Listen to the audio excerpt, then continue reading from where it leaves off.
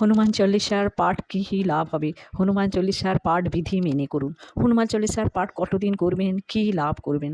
আপনি যেদিন থেকে হনুমান চল্লিশা পাঠ শুরু করবেন সেই দিন থেকে বাড়িতে ধীরে ধীরে আপনার ভূত পেতের বাধা সমস্ত নেগেটিভ এনার্জি এই হনুমান চল্লিশার প্রভাবে ধীরে ধীরে কেটে যাবে। যে বাড়িতে আপনার কারণে অকারণে সবসময় ঝগড়া হচ্ছে, অর্থহানি হচ্ছে, রোগ জ্বালা হচ্ছে, উন্নতির বাধা, বাচ্চাদের পড়াশোনার বাধা, বাড়িতে সব কোনো শুভ কার্য হচ্ছে না, সব সময় বাধা, সেই সময় একমাত্র উপায় হচ্ছে হনুমান চল্লিশা পাঠ আপনাকে এই সমস্ত সমস্যা সমাধান থেকে রক্ষা করবে।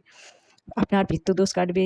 যেইভাবে বলবো সেইভাবে হনুমান চল্লিশা পাঠ করুন। পূর্বপুরুষরা খুব প্রসন্ন হবে। আপনি সুখ শান্তি লাভ করবেন। হনুমান চল্লিশা যেদিন থেকে পাঠ করবেন, হনুমানজি যখন আপনার উপর প্রসন্ন হবে তখন আপনি হনুমানজির ছবি দেখবেন, কিংবা কোনো মন্দিরে আপনি হনুমানজির পুজো দিতে যাচ্ছেন দেখবেন কেমন মূর্তির সামনে পুজো করবেন, হনুমানজির অভয়া মূর্তি কিংবা রাম দরবারের ছবির সামনে পুজো করবেন। প্রথমে আপনি রামচন্দ্রের বন্দনা করবেন।